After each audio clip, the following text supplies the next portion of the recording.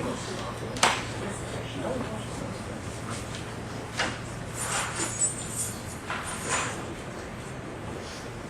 set, Matt? Yep. Good evening. Welcome to the June 19th Clifton Park Town Board meeting. Please join me for the Pledge of Allegiance. Pledge allegiance to the flag of the United States of America and to the republic for which it stands, one nation, under God, indivisible, with liberty and justice for all. Pat, if you will call the roll. Councilman Whalen. Here. Stanton. Here. Councilman Romano. Here. Councilman Walden. Supervisor Barrett. Here. Entertain a motion to approve town board meeting minutes of June 5th. So moved. By Mr. Romano, second by Ms. Wallowitz. Discussion. Councilman Whalen. Yes. Councilman Stanton. Yes. Councilman Romano. Yes. Councilman Walden. Yes. Councilman Barrett. Yes, communications and announcements. Any takers? Okay. Very good. We'll get right to business. First up. Oh, okay. We're ready. Yeah. So, Sunday night at 7 o'clock, we are, Clifton Park Community Chorus is the opening act for Sunday in the Park. Every Sunday night in sometime, the town has something in the park. So, come join us at 7 o'clock on June 25th, and bring a chair and a jacket and maybe poster. And hopefully it's not raining. Very good, thank you. First up tonight, our Highway Safety Committee, which has been in existence for several years now, and they've done a great job reviewing referrals that are sent to them and providing expert insight. And I'm going to have John Scavo just introduce what we're going to talk about this evening. Thank you, Supervisor Barrett. This evening with me is Phil Clark, who is retired from New York State DOT, town resident. Has been a member of the Highway Safety Committee since its inception. Phil's going to speak this evening about a town-wide speed policy. Typically, you would see speed policies at the state or county level, and very few municipalities get into the weeds of how speed is established as a policy standpoint along local road systems. So what Phil's going to speak to tonight is the benefits of a local speed policy and the considerations that could go forward based on the draft speed policy that's been presented to the town board for consideration. Great, thank you. Mr. Clark, how are you doing tonight? I'm doing very well, thank you. Does anybody need a copy? Yeah. Okay. And if you want to, oh, well, it's in our packet, Phil, I'm sorry. It's in your packet, and If you could just move the microphone up and, there you go. Perfect. it's going to work better for everybody? All right, yeah. Okay, good. Okay, put this other stuff over here. All right. Okay, as John said, I'm Phil Clark, and been a resident of the town for 45 years. Anyway, I'm here representing the town highway safety committee, and the committee is recommending that the town adopt a policy and procedure for the establishment of speed limits for the roadways that are under their jurisdiction. There's a lot of roadways in the town that belong to the New York State DOT or to the county. Although you've had a chance to look at the policy and procedure, I thought I'd just go through some of the highlights so that you'd be familiar with what I think is most important. Residents desire speed limits that promote the quality of life for their community and for increased safety for pedestrians and cyclists. On the other hand, motorists seek higher speeds that minimize travel speeds. So this means that a speed limit that's established should represent the most appropriate balancing between those two often conflicting points of view. And also it should mean that the result should allow motorists and residents, even though they might not agree with the outcome, to understand how the speed limit was established. That's a very important point. Appropriate speed limits should reflect crash risk. They should provide a reasonable basis for enforcement, and and they should be accepted as reasonable by the majority of roadway users. So the objective of the proposed policy is to provide a means to make informed decisions against that framework. We based the policy on material that was included in a document called the Federal Highway Administration Synopsis of a variety of procedures used throughout the world, mostly in the United States. And we recommend that this policy and procedure that we're going to present tonight be adopted by the town and be used by folks in the town that are responsible for making recommendations to the board relative to speed limit. So the policy reads, it is the policy of the town of Clifton Park, the recommended policy, to set speed limits that reflect reasonable and prudent behavior of the majority of motorists acting in an appropriate manner, as well as the characteristics of the traffic, the roadway, and the adjacent roadside environment. It takes a lot of things into consideration. The concept for establishing speed limits uses a procedure that is technical, involves a technical review, and the first step is really to look at drivers' free-flowing speeds to observe. The assumption is that speed limits that reflect actual driver speeds to the extent practical are considered reasonable and appropriate by most people. Such speed limits are desirable because they encourage drivers to obey the posted speed limit and travel at reasonable speed. They also allow enforcement resources to target and occasional violators who disproportionately contribute to increased crash risk. They also offer a fair and defensible enforcement tool. Conversely, speed limits set in an arbitrary or unrealistic manner result in speed differentials between vehicles that significantly increase crash risk due to unsafe driver behavior. It's essential that the public see that speed enforcement is fair, rational, and motivated by safety concerns.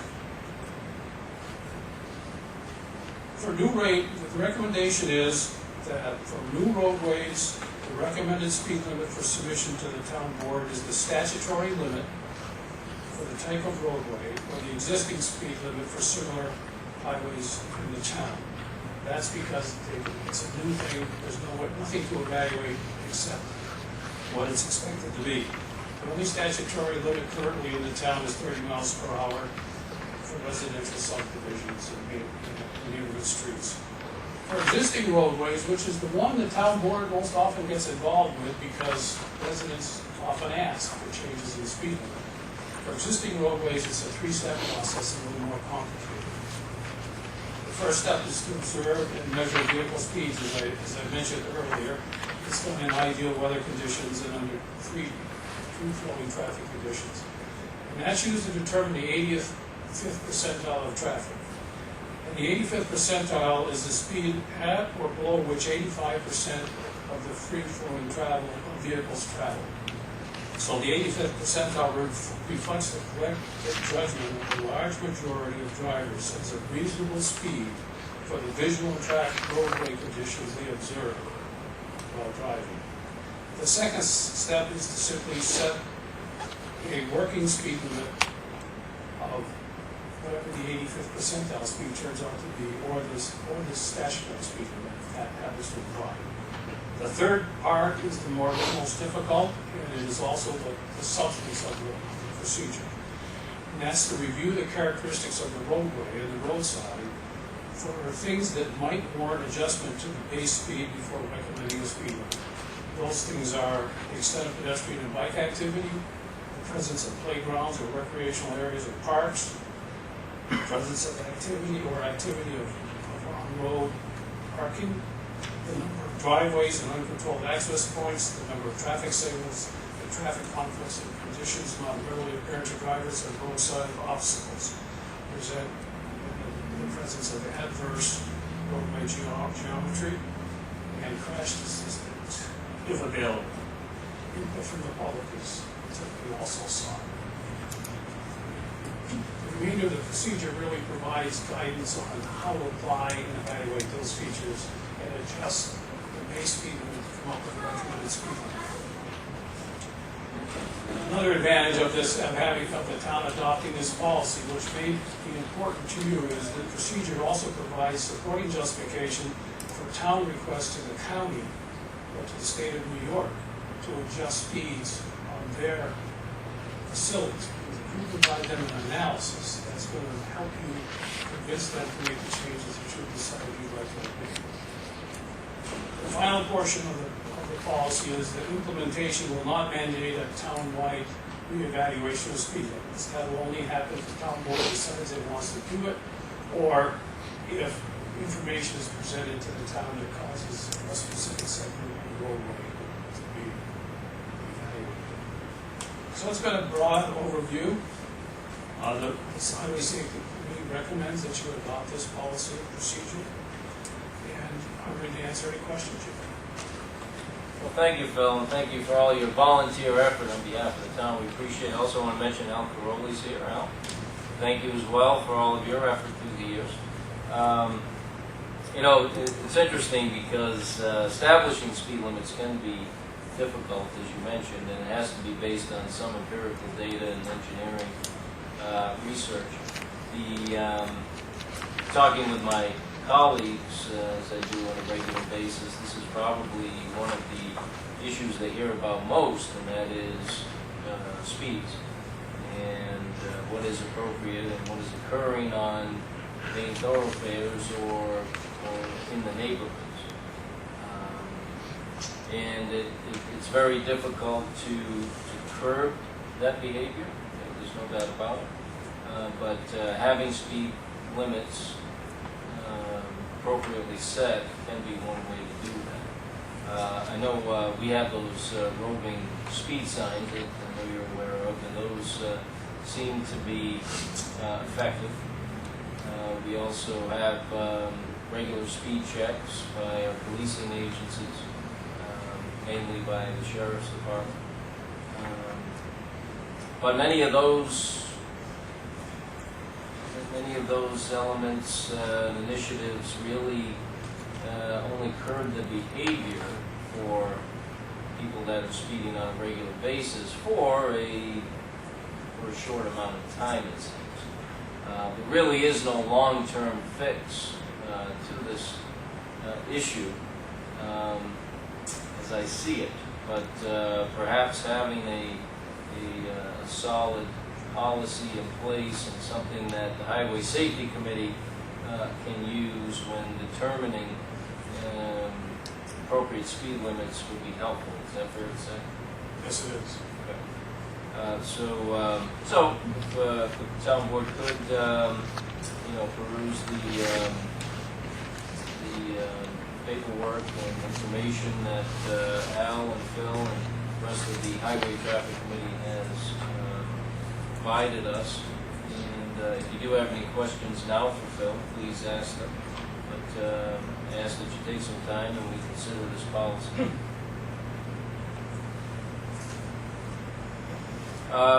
One thing also, Phil, I mean, with your many years of experience in this area, I'm sure you've run into some of the same situations, but it seems to me that a couple of different things. One, automobiles over the last few decades.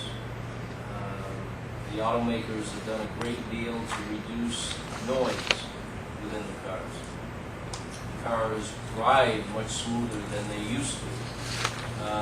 It seems that those might be a contributing factor to speed in certain areas.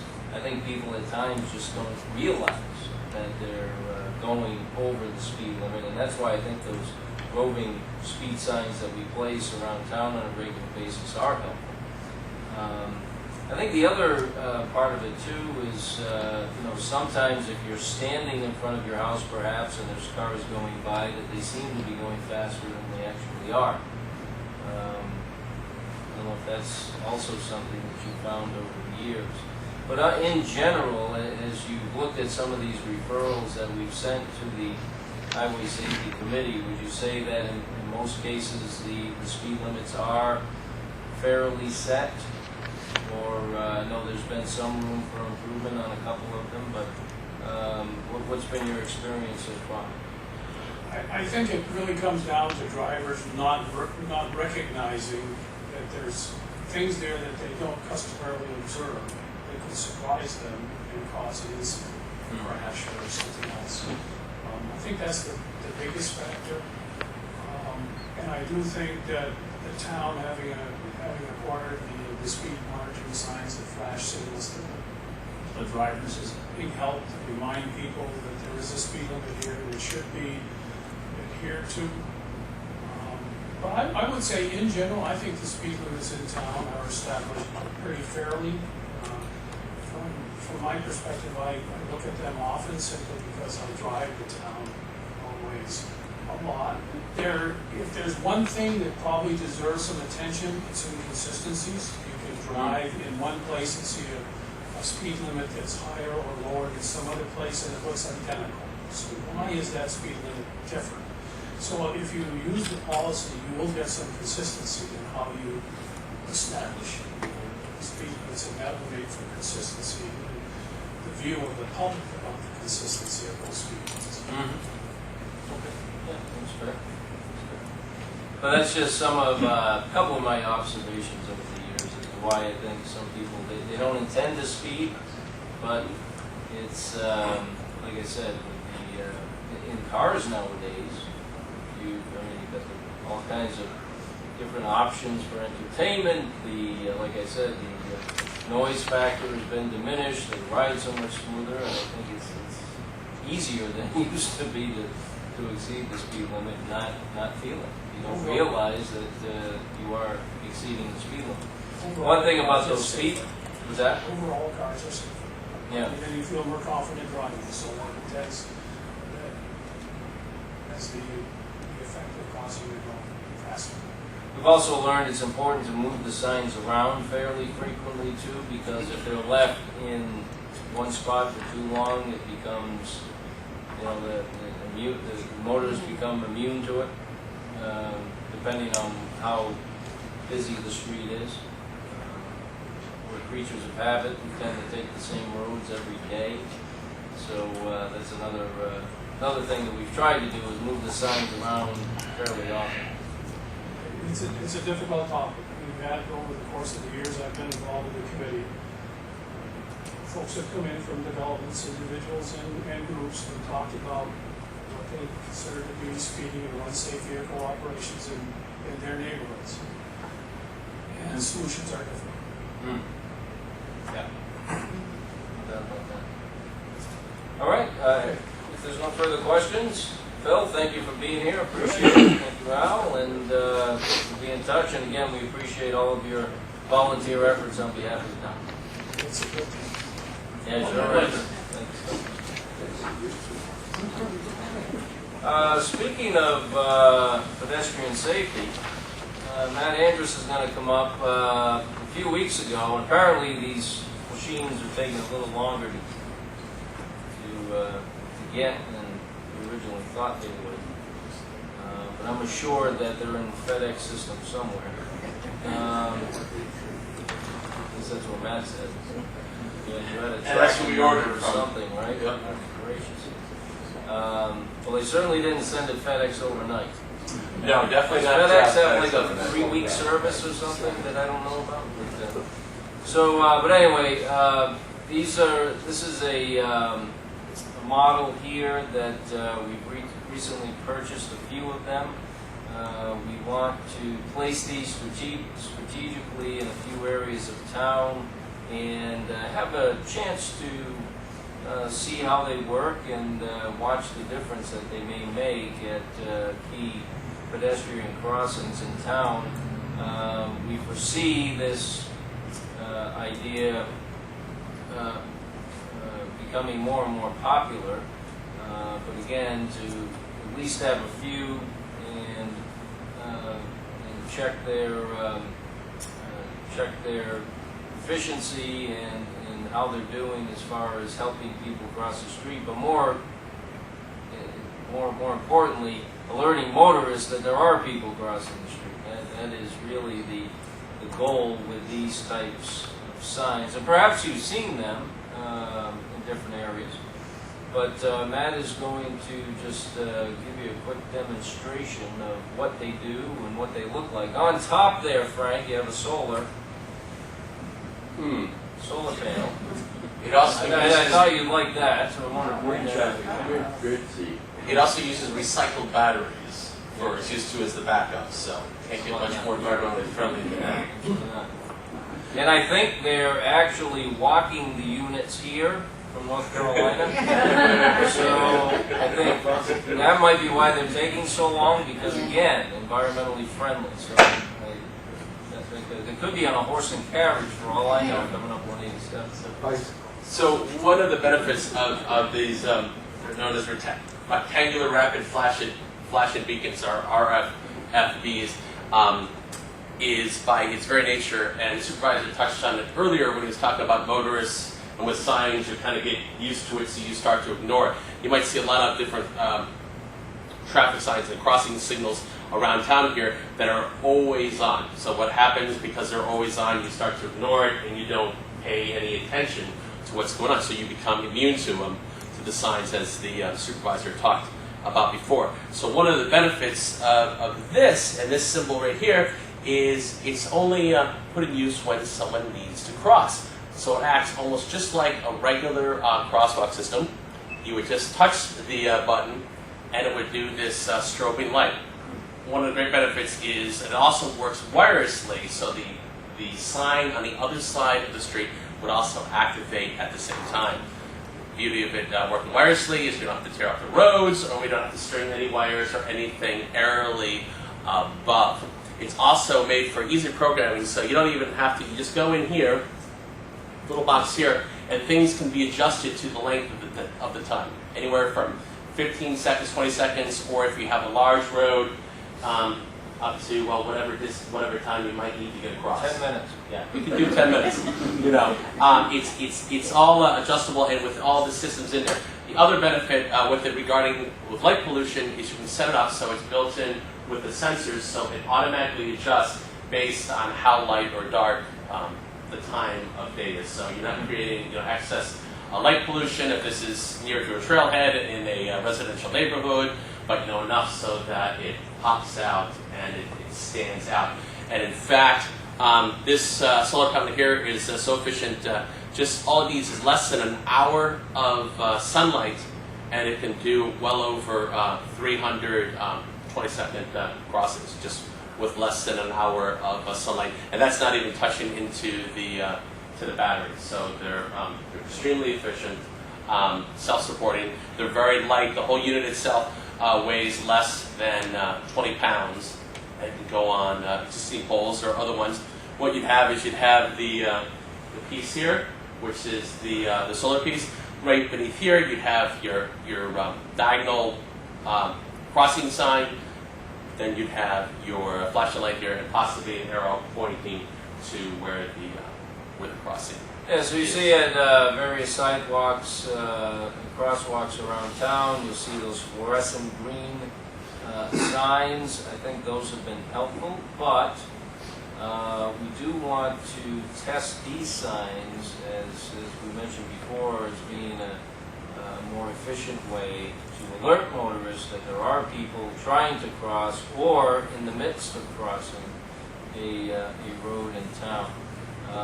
Now I think what you're referring to, Matt, is up here on Clifton Park Center. There's one example where over by the school zone, those lights are flashing constantly. All the time.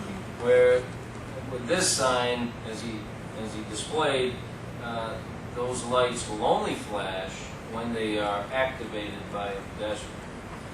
So the highway department will be installing these signs or these crosswalk pedestrian assistance signs, and like I said, we'll monitor it closely, and if we get positive reactions from residents and they seem to be more effective, well, and we'll certainly expand it to additional intersections throughout town. It's been on a post, is it? Yeah. Yeah. So Right. all that up to the side of the road, but they'll obviously. Yeah, both sides, right. So what you'd have, and you'd have one on this side, and obviously there would be one on the other side. They're flashing for both ways. With Yeah, the this is direction. just meant to show you what the lights do and what the contraption looks like with the solar panel and the pedestrian button. So we'll, as they get installed, we'll certainly be pushing out this information on the website and other means to let people know that if they see this contraption, they'll know what it is. Is that top panel, can it be secured? Yes, it's just loose right now just with the tape because this is the demonstration manual. But any other time it would be locked in with the screws, and it's not there for the wireless connectivity with a companion piece either across the street or elsewhere down the road within town, which is a nice piece. So you can program one, and you don't have to go around each and every unit to make them all compatible. You can program one and it'll wirelessly put the information out. And this is kind of the wave. New York State Department of Transportation is using these a lot down by the Redford Bridge. They're popping up, and used them around the roundabouts at exit 11 in Malta. They put them in there, and the U.S. Department of Transportation, Federal Highway Administration has shown in different studies anywhere from 76 to 98% increase in yielding rates on different size roads by the use of the strobe effect, actually. Yeah, so it is our expectation that those lights will capture the attention of motorists as they approach a crosswalk. And if you're a pedestrian, obviously you have to be very careful no matter what. I mean, you can't take anything for granted. You always have to look both ways, keep your eyes and ears open. But I think this will be an effective additional security measure for pedestrians. Is that solar panel very durable, Matt? Is it, not going to be a Yes, very target for Absolutely. kids or somebody? Well, anything could be a target, Yeah. but it is durable. Yeah, it actually has a several-year warranty just on the unit and the casing right there. Just don't hit it with the car front. Yes, Al? Phil, you talked about intersections. I think these are best utilized at mid-block crossings where people are not anticipating the crossing of a pedestrian. At intersections, the best way to handle it, one is if you have a stop sign and a crosswalk with a stop sign, people should be paying attention to that traffic control device first. If it's signalized, we probably should be providing pedestrian push buttons and pedestrian indications at those locations if that is mandated or required.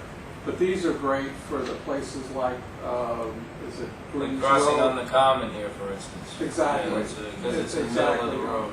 Yeah, Green's Road. It's almost exactly equidistant. If you just take the section of Fisher Ferry from 146 to Grooms, and I think that is exactly what you're speaking to, and that's one of the areas we're definitely going to place one. In addition to that, obviously, you've got the trail on one side of the road, the common on the other. A lot of people coming over to the common from the trail and in the neighborhoods. So. We could even recommend if we're successful in the town with these, that DOT place it on 146A. There's a crossing just north of the firehouse. Yeah, absolutely. And I would, at last week's meeting, I spoke about the DOT will be doing a major reconstruction project up here at the intersection of Fisher Ferry 146 and 146A. Money's been set aside, and they're doing the preliminary studies now before they come forward with a final design. And I would imagine whatever that project looks like when it's completed, that it would include this type of pedestrian crossing signals. Or something different, not sure, but at least something along these lines. If it's signalized, it would probably be pedestrian indications and pedestrian push buttons. if it's a roundabout that's recommended, you'd probably find something like this. Right, yeah, it all depends on what the final design is, and at this point, we don't know, I'm not sure they do. But we're very excited that this intersection will get some attention.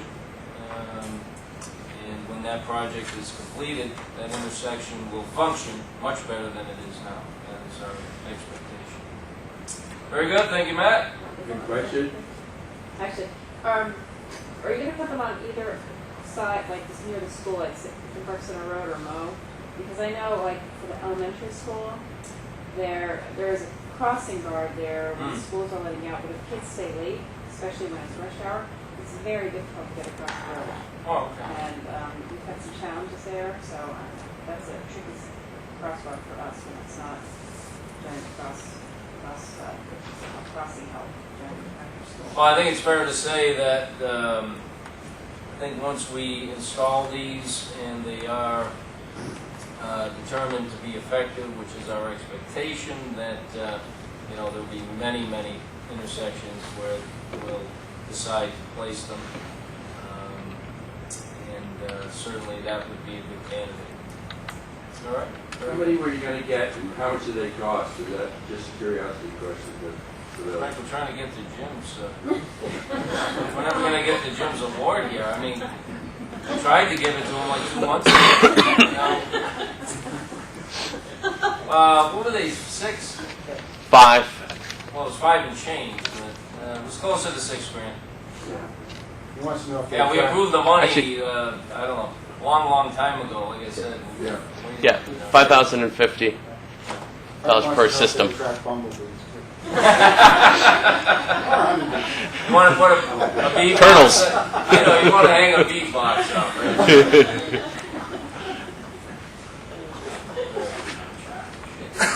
Anything else, Frank? No vegetables for you, sorry. Yeah, we are, just so you know, Frank, we are testing similar signs, not quite like these, but very similar, that will be readable by turtles.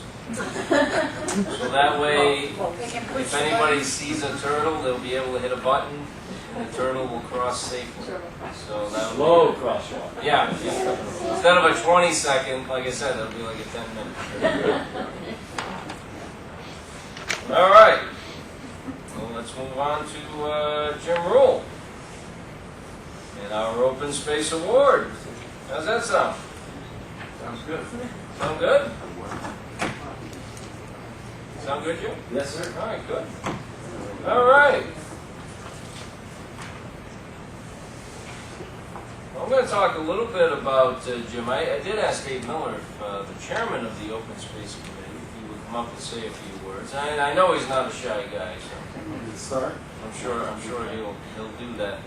But what we're talking about tonight is the Town of Clifton Park's Open Space Award. It's an annual award. Frank was the first awardee, weren't you? Yeah, for the bees and the turtles. Yeah, he kicked it off. And now Jim is our awardee in 2017. So I'll let you start, Mr. Miller. Thank you very much. And it's an honor to be up here and to talk to my friend, neighbor, and partner in open space protection, Jim Rule. As my kids coined years ago, when it comes to open space, Jim rules. That's good. That's good. And he's been there from the beginning of the open space program. He's been a key leader, serving our town with his experience, his hard work, his dedication. When Phil established the program with Councilman Romano and I as the initial co-chairs, Jim was right there in the front row, helping us design and put together this open space plan. And that was some 17 plus years ago. Jim has so many qualities. I'm just going to not get into all the specific accomplishments and all the things, but I want to talk a little bit about just what he's brought to the table. One is expertise. He has expertise like no one else I know in town when it comes to open space and natural resources. His knowledge of doing inventories, his knowledge of mapping, his knowledge of GIS, his knowledge of taking a piece of land and looking at it and see what the potential are unparalleled. He has an eye for trails, and he has a way to look at preserves and see how they can be enjoyed. And on site, going there and where certain things should be and where certain other things should be avoided to be placed there. He has muscle and backbone, too. And he does stewardship work on the ground, not just on paper. But he's there working the trails and clearing them and working hard day in and day out. And even does it sometimes in camouflage. His advocacy and public education efforts are unparalleled. Through his committee work at the Open Space Committee, through the Friends groups, through other processes in the town, he has an eye for detail and an eye for what is right, what needs to be done. And his dedication to detail flows into policies and programs and how they should be implemented, how they should be interpreted, and how they can best serve the town. But most of all, he has vision, and he has an ability to see the big picture. I always look at Jim as my conscience of the open space program in Clifton Park. He knows when things need to go a certain direction so they can all tie together. He has really made a difference. And that's what this award is all about, people making a difference. And I can think of no one that has made more of a difference in the past 17 years than Jim Rule. So Jim, it's an honor that you're receiving this award. And again, as my children said early on, when it comes to open space, Jim rules. Very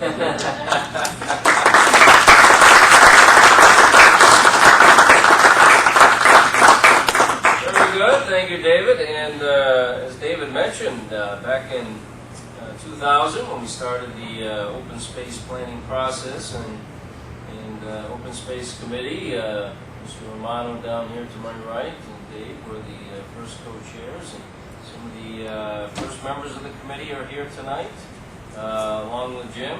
And appreciate all of your dedication and hard work toward this very important topic in our town. And it's the whole planning process did take over a year, and since that time we preserved more than 1,300 acres of property, so it's been very successful, and it's been a team effort. So I just want to thank everybody that's had a hand in that. But just kind of build on what Dave said, some of the things that Jim has done over the years. Open Space Committee, as Dave mentioned. He was also a member of the ECC for many years, our Environmental Conservation Commission. He has been a active member of the town's Trails Subcommittee, which again has been very successful. Over 14 miles of new trails. We just cut the ribbon last week on Crescent Road and cut the ribbon soon on the Byway Trail. Jim has been a very active member of the Saratoga County Trails Committee. He's been a longtime member of Saratoga Plan, been involved with many initiatives with the Saratoga Plan. He's been a longtime member of the Friends of Clifton Park Open Space. So, Jim's always had a passion for the outdoors, certainly. A passion for these initiatives. He's worked hard to assist the town and the entire team to have effective, meaningful programs that don't just lay out plans, but also execute those plans with real results well into the future. And looking back now on the open space planning process and committee, 18 years already. So 18 years, and it still remains. It was certainly something very important to many people then, and still very important to us today, and that says a lot. So how many initiatives do you see that come and go? You see an initiative where there's a lot of energy and a lot of people jump in, and then after a while, it can fizzle out. With our open space plan, that has not occurred, and I think it's for a variety of reasons. One, we've been very frugal and smart about the way we've gone about it, and I know Jim is also fiscally conservative and appreciates that. So that maintains support throughout the town with residents and taxpayers. But it's also results. If there aren't any results, people will tend to lose interest. So I'm glad that we've been able to continue the positive results and have an effective program, not just talking about it, but actually executing the plan and showing results. So, Jim, would you like to say a few words? We'd love to have you come up to the podium. But you never All right, give it. Wait, Frank might have some. Frank, do you have any questions?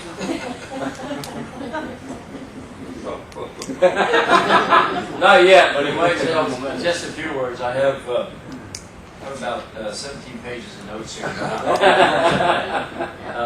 A lot of partners in this effort. I'm a representative of an effort that's been going on for 18 years. And the first partner I want to mention, Jim, if you could just talk right into that microphone. the first partner I want to mention is my partner of 53 years, which is my Gretchen. Yes. The chancellor, who I worked with at SUNY, said, when you get an award, make sure you mention two people, your boss and your wife, and I just got both of them at once. The other one is Friends of Clifton Park Open Space. Joined that organization 17 years ago. There are representatives here. And without that partnership, we would not have what we have today. The second one would be the town board. We would not have open space if it weren't for the efforts of the municipal body that's in front of you. And Phil, you're absolutely right. Leadership between Jim Romano and Dave Miller, which has carried over for years, has been exemplary. Lastly, I have to mention the community. I'm going to come up with a rules rule. And here it is. When we did surveys some years ago, 70% of the people said they were in favor of open space. When we did it recently, 70% of the people said they were in favor of open space. When we did the 34-acre exercise recently, when the school board was done editing the signatures, 70% said they wanted to vote. And what happened in that vote? 70% voted no, which means keep the parcel. So if there's a rules rule, and thank you, David, it's, remember, 70%. It's a good number, and keep it in your back pocket. Remember, that's the open space number. Thank you. Yeah, thank you.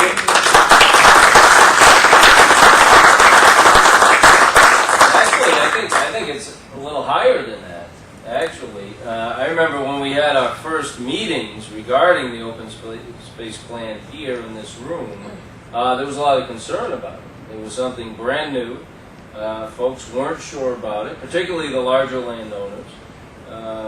But once time passed and we had a very public process, as we always do, comprehensive and public, we were able to explain to everybody what the goal was, what we were trying to do. We weren't here to take anybody's land or tell people what they can do with their land, but simply attempt to be a partner, a working partner with the larger landowners, obviously folks like yourself that volunteer, and the taxpayers, because that's a very important part of this. People will continue to support something if it's executed the right way. As soon as they see costs escalating, budget gaps, whatever the case may be, you will see that support erode for whether it's open space trails or anything else. And I'm just proud we've been able to do everything I've suggested before with open space preservation and trail and expanding our trail system exponentially.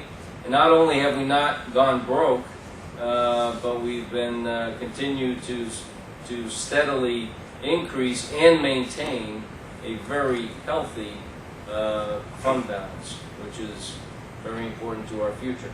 So thank you, Jim, very much for your efforts. We have this beautiful, now we didn't want to, with this award, it's not just a plaque, a stale plaque with some engraving on it. No. We are setting new standards with this award. because we speak with pictures. And on this, I'll just read it real quick. It says, Town of Clifton Park, 2017 Open Space Award for Conservation Leadership of Clifton Park's Natural Areas awarded to Jim Rule. And there's pictures, various pictures of Jim doing outdoorsy stuff. And so it's very nice. It's a little better than just a standard plaque, and, Yes, it is. I really hope this finds a spot on your mantle or your wall, and you'll cherish it for many, many years. Right, some of these fish should be bigger because of the optics of the camera, but that's all right. Okay.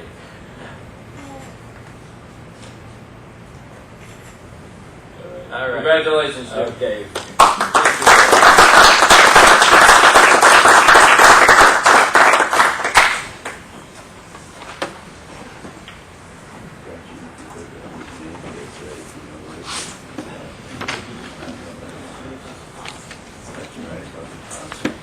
All right, we do have several resolutions for consideration. If you could read those and consider each one individually.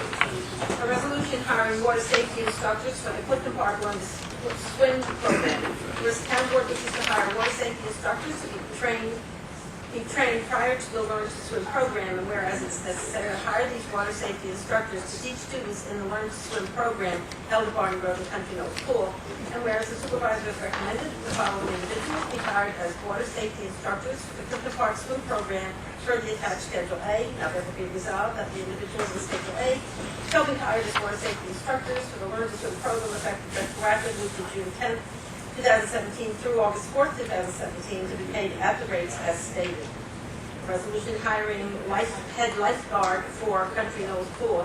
Whereas the town utilizes the services of head lifeguards to assist in the management of the Country Knolls Pool, and whereas there is currently a vacancy in the position of head lifeguard at the Country Knolls Pool, and whereas the supervisor has recommended that the following individual be hired as head lifeguard at Country Knolls Pool at the following rate retroactive to the beginning of 2017 pool season, as Dylan Yates, Country Knolls Pool, Terrace Court, Boston Lake, at the rate of $10.45 per hour.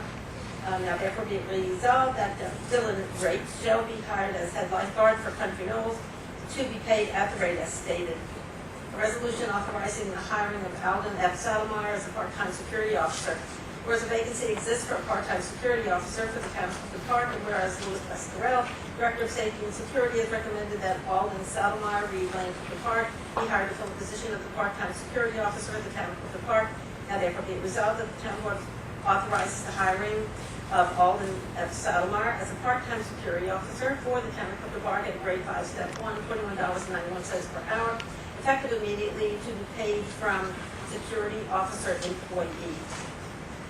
A resolution accepting a quote for cleaning for the full-day camp during the summer 2017, and to authorize the town supervisor to sign an agreement with Daigle Cleaning Systems, Inc. for said services. Whereas Myla Kramer, Director of Parks, Recreation, and Community Affairs, recommends that Daigle Cleaning Systems, Inc. be hired as cleaners for the full-day camp at the Prestige Arena, and whereas quotes were solicited and opened on April 4, 2017, and whereas Daigle Cleaning Systems, Inc., Clifton Park, New York, was the lowest responsible contractor submitting a bid to the cleaning contract for the summer full-day camp for $1,900 for 41 cleanings. Now therefore be it resolved that Daigle Cleaning Systems, Inc. is hired to provide janitorial services for the full-day camp at Prestige Arena at a cost not to exceed $1,900 for cleaning prior to camp opening on June 26, 2017, followed by 8 weeks of cleaning Monday through Friday 5 times a week, excluding July 4, 2017, to be paid from, and that line is listed. A resolution authorizing the filing of an application for a state assistance from the Household Hazardous Waste State Assistance Program, and signing of the Associated State Master Grant Contract under all appropriate laws of New York State. Whereas the state of New York provides financial aid for household hazardous waste programs, and whereas the town of Clifton Park has examined and duly considered the applicable laws of the state of New York, and the town of Clifton Park deems it to be in the public interest and benefit to file an application under these laws for state funding for the annual Household Hazardous Waste Collection Day for 2017. And whereas it's necessary that a contract by and between the people of the state of New York, here in the state, and the town of Clifton Park be executed for such state aid, and therefore be resolved that the Town Board of the Town of Clifton Park, one, that the filing of an application in the form required by the state of New York in conformity with the applicable laws of the state of New York, including all understanding and assurances contained in said application, is hereby authorized. Two, that the town supervisor or his designee is directed and authorized as the official representative of the town of Clifton Park to act in connection with the application, to sign the resulting contract if said application is approved by the state, and to provide such additional information as may be required. Three, that the town of Clifton Park agrees that it will fund the entire cost of said household hazardous waste program and will be reimbursed by the state for share of such costs as indicated in the contract. Four, that 2 certified copies of this resolution be prepared and sent to New York State Department of Environmental Conservation, together with a complete application. 5, that this resolution shall take effect immediately. Resolution authorizing the purchase of mosquito dunks for use by town residents. Whereas the town of Clifton Park has an ongoing West Nile virus preventative program, and dunks are needed to continue the program. And whereas Scott Reese, stormwater technician, has requested authorization to purchase 63 cases of mosquito dunks, 72 dunks in each case for distribution to town residents. And whereas quotes were solicited for the purchase of dunks, and the lowest quote was received from Summit in Baltimore, Maryland, for $78.36 per case. And whereas Scott Reese has recommended that the quote of Summit be accepted in an amount of $4,936.68 for 63 cases of dunks, now therefore be it resolved that the quote from Summit in an amount not to exceed $4,936.68 is hereby accepted for the purchase of 63 cases of mosquito dunks to be paid from Community Services Public Safety. Resolution authorizing the supervisor to sign a lease agreement with the Shenandoah School District for school buses to be used for full-day and half-day camp field trips. Whereas the town of Clifton Park, the lessee, operates a summer recreation program from June 28, 2017 through August 9, 2017. And whereas many programs, activities involve transporting students to other locations. And whereas Shenandoah Central School District, the lessor, owns certain school buses which are not needed for transportation of students during school break periods.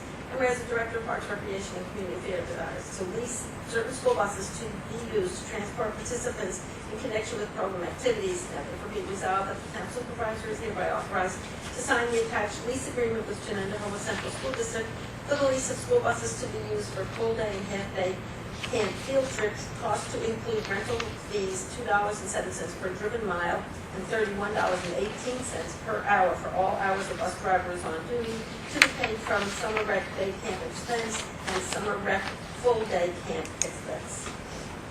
Resolution hiring Claudia Fitzgerald as the confidential secretary in the supervisor's office at Town Hall.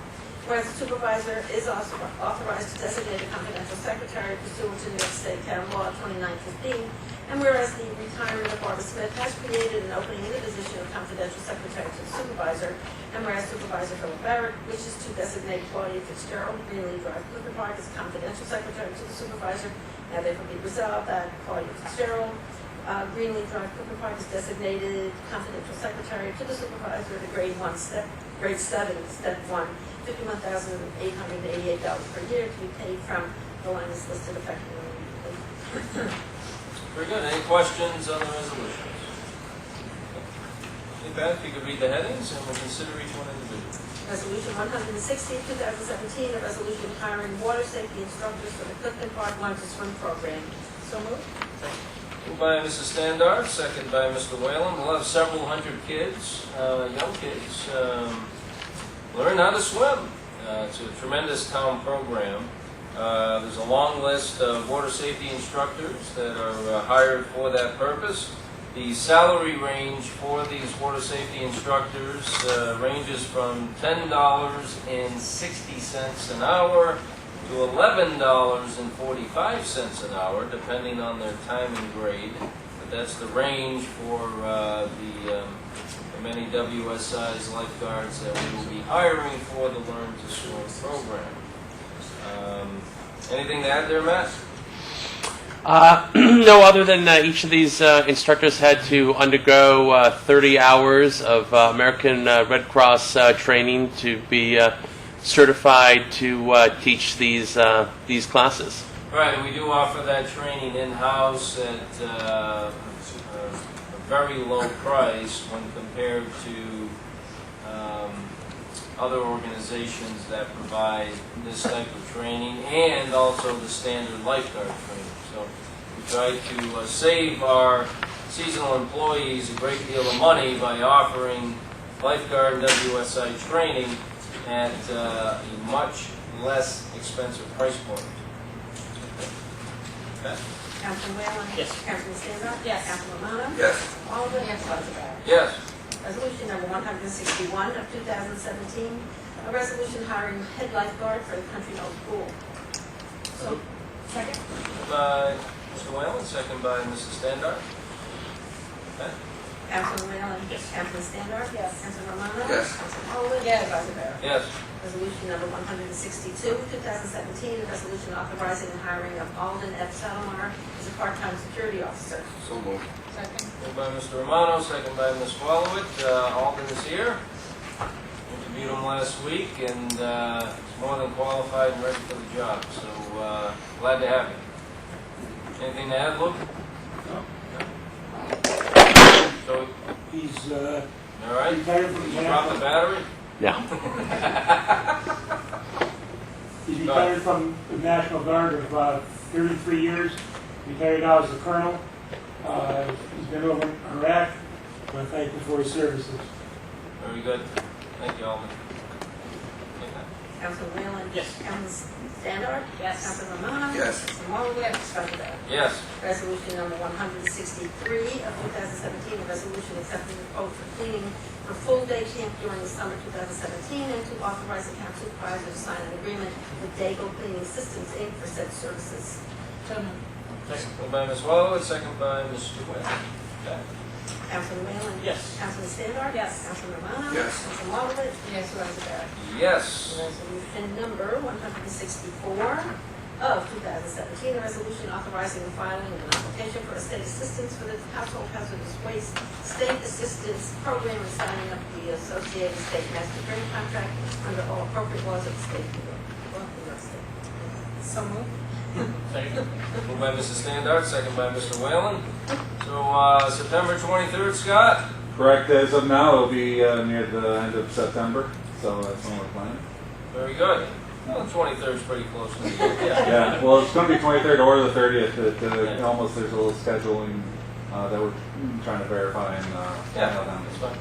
Well, you got a little bit of time. Not much, but a little bit. But, so save up your hazardous waste and bring it down to the Hazardous Waste Day in September.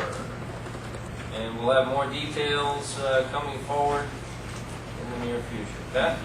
Councilman Whalen? Yes. Councilman Standard? Yes. Councilman Romano? Yes. Councilman Oliver? Yes. Vice Mayor. Yes. Resolution number 165 of 2017, a resolution authorizing the purchase of mosquito dunks for use by town residents. So moved. Second. Moved by Ms. Wallowit, second by Mr. Romano. We continue to supply mosquito dunks, they're called, free of charge. We've been doing it, I was trying to remember how far back, probably 10 years now? Oh, it's almost 2004, I thought. Yeah, yeah. So it's been a long time already. But the town board believes this continues to be an important item, and by supplying them to residents, they become they're on the front lines of this battle to control the mosquito population as much as we can. So we thank them for those that do get the mosquito dunks each year and apply them in the appropriate areas. Okay, Pat? Councilman Whalen? Yes. Councilman Standard? Yes. Councilman Romano? Yes. Councilman Oliver? Yes. Vice Mayor. Yes. Resolution number 166 of 2017, a resolution authorizing the supervisor to sign a lease agreement with the Shenandoah Central School District for school buses to be used for full-day and half-day camp field trips. So moved. Moved by Mrs. Standard, second by Mr. Whalen. Councilman Whalen? Yes. Councilman Standard? Yes. Councilman Romano? Yes. Councilman Oliver? Yes. Vice Mayor. Yes. Resolution number 167 of 2017, a resolution hiring Claudia Fitzgerald as the confidential secretary in the supervisor's office in town hall. So moved. Moved by Mrs. Standard, second by Mr. Romano, Mr. Whalen, and yeah, so end of an era.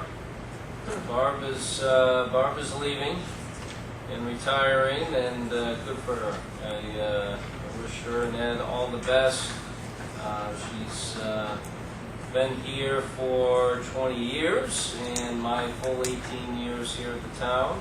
And she's just done a spectacular job. I wouldn't want anybody else in that position but her.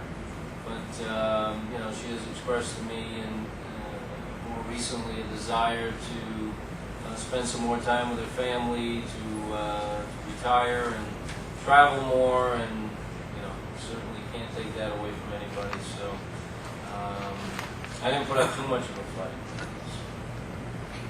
but we will miss her terribly, and yeah, so that'll be a tough day. Week from tomorrow. No, Wednesday. Wednesday. Yes. Don't tell her I forgot what day. I'm gonna tell her that. Yeah, I'll get on the way out. Yes, tell her that part. Tell her the spectacular part. Leave off the fact that I thought today was Tuesday or something. Councilman Whalen? Yes. Councilman Standoff? Yes. Councilman Romano? Yes. Mr. Wallet? Yes. President Barrett? Yes. Okay, any other business to come before the board this evening? Seeing none, we'll go to public privilege. If you'd like to speak on a town matter, please raise your hand. Well, it's just you, Pam. Unless Alden's got a... No, Pam? Well, I won't go through the whole spiel then. As much as Pam would like me to.